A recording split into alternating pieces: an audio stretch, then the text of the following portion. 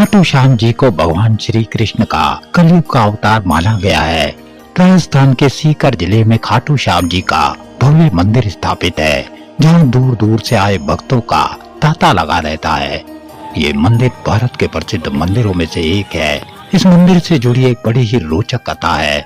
मान्यता है कि खाटू श्याम असल में भीम के पोते और घटोत्कच के पुत्र बर्बरीक हैं।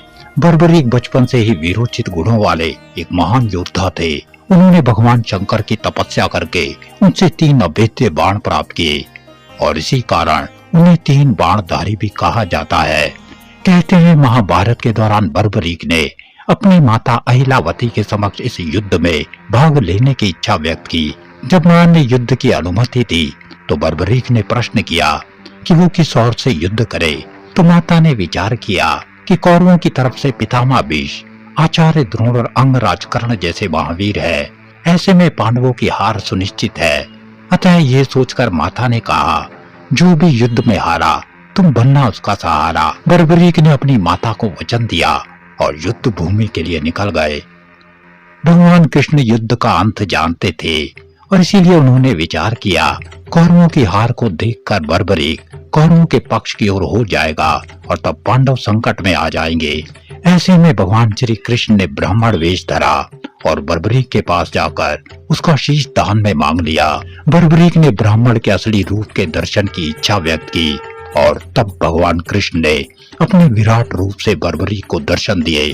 भगवान कृष्ण के विराट रूप का दर्शन करके बर्बरीक ने अपनी तलवार निकाली और भगवान कृष्ण के चरणों में अपने शीश को अर्पित कर दिया। भगवान कृष्ण ने बर्बरीक के शीश को अपने हाथों में लिया और अमृत से सींचकर उसको अमर कर दिया। और तब बाबा बर्बरीक ने संपूर्ण युद्ध देखने की इच्छा व्यक्त की।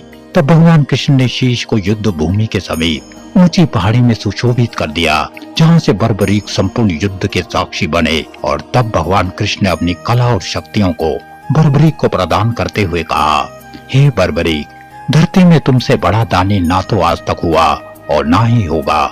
अपनी माता को दिए वचन के अनुसार तुम्हारे हुए का सहारा बनोगे। जो भी तुम्हारे दरबार में सच्चे मन से आएगा उसकी सारी मनोकामनाएं अवश्य ही पूर्ण होगी।